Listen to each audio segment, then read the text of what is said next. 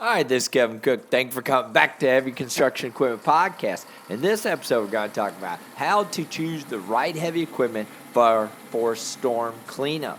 And again, this episode has been sponsored by me. If you're looking for good, used, quality equipment, then come to my website at www.heavyequipmentguy.com or www.startractor.com. All right, here we go on to the podcast. Climate is not in human control, and natural calamities can strike at any point without any prior indication. However, nowadays, due to technical advancements, weather and climate changes can be predicted well in advance. This gives us some scope for prevention or at least precaution. But in front of a huge natural calamities like tornadoes, hurricanes, and other storms, there is nothing we can do. But we can be prepared for it. Damages are also huge as caused by these storms.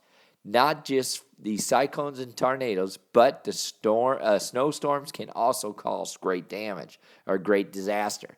Even earthquakes can strike at any time, and the results are destructive. What is the common consequences of any of these natural disasters is the huge amount of debris that needs to be cleaned and cleared after this happening. Number one, heavy equipment and cleanup.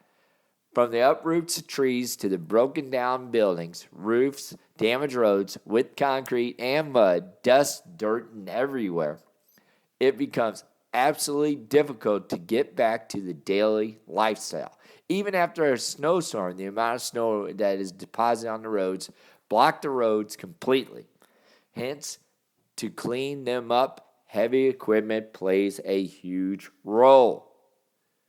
The types of heavy equipment needed for this storm cleanup, the damage that takes place after a storm is very great extended.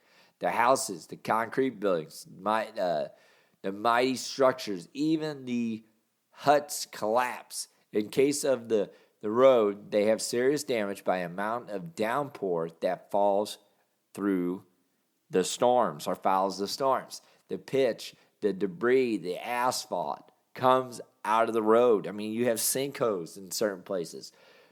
Trees are uprooted and they block the roads. This even makes it even more difficult to communicate, move, locate, move around.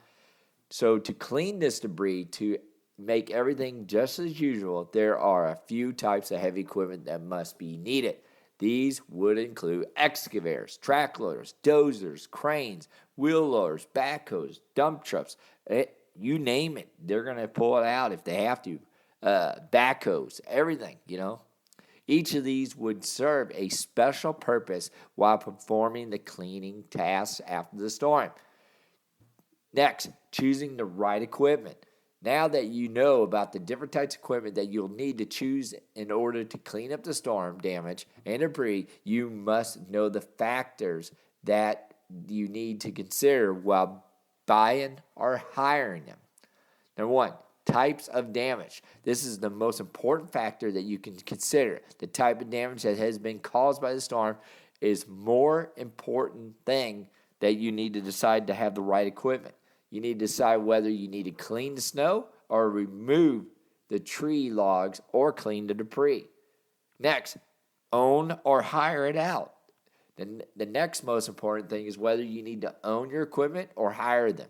If the storm attacks you in an area frequently, you choose to own your own equipment. I mean, that's just common sense. Or else you can hire them out as you require or just rent it. You can rent it from someone like us at Star Tractor. Owning might charge you a higher initially, but it will reduce hiring costs later down the road and every time you use it.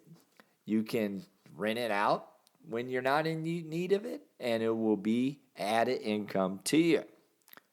And since the use of heavy equipment is diverse and volatile, they always are in demand. So rent it out, sell it, whatever, get it out there. Again, if you got any questions, give me a jingle, 817-733-3799. Thank you, and God bless.